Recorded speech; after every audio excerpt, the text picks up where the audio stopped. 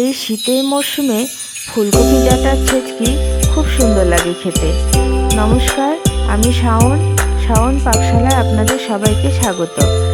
আজ ফুলকপি ডাঁটার ছেচকি খুব সহজভাবে আপনাদের সামনে আমি তুলে ধরব। ভিডিওটি স্কিপ না করে সম্পূর্ণ দেখার অনুরোধ রইল। আশা করি সবার ভালো লাগবে।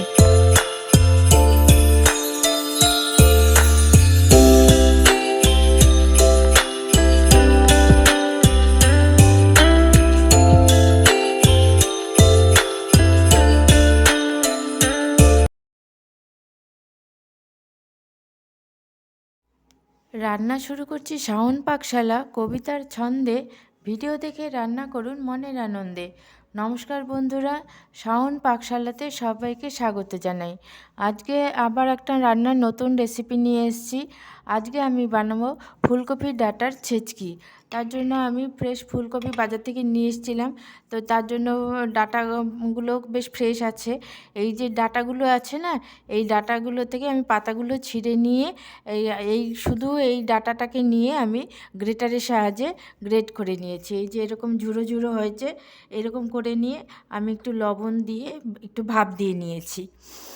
আর নিয়েছি 4টে চেরা কাঁচা লঙ্কা, একটু কালো জিরে আর 3টে শুকনো লঙ্কা। এখন আমি রান্নাটা করে নেব। আমি কড়াইতে সর্ষের তেল বসিয়ে দিয়েছি। এটা সর্ষের তেলে রান্না করলেই ভালো হয়। আপনারা সর্ষের তেলে করারই চেষ্টা করবেন। এর মধ্যে দিয়ে দিচ্ছি এখন গোটা শুকনো লঙ্কা, দিচ্ছি কালো জিরে,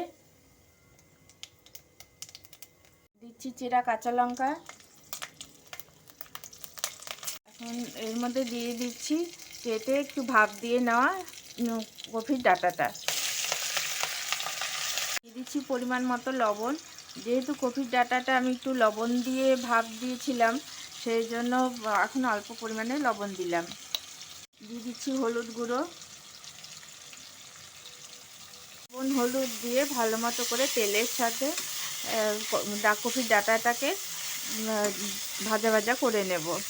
আঁচটাকে লো টু মিডিয়ামে রেখে দেব, দিয়ে এটাকে কিছুক্ষণ হতে দেব। এখন রান্নাটা আমার শেষের পথে।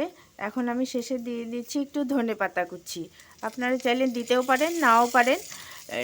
এটা খেতে অসাধারণ হয়, তেমনি চটজলদিও হয়ে যান। দেখলেন তো আমার অল্প একটু সময় লাগলো এটা করতে। এটা গরম ভাতের সাথে খেতে অসাধারণ লাগে।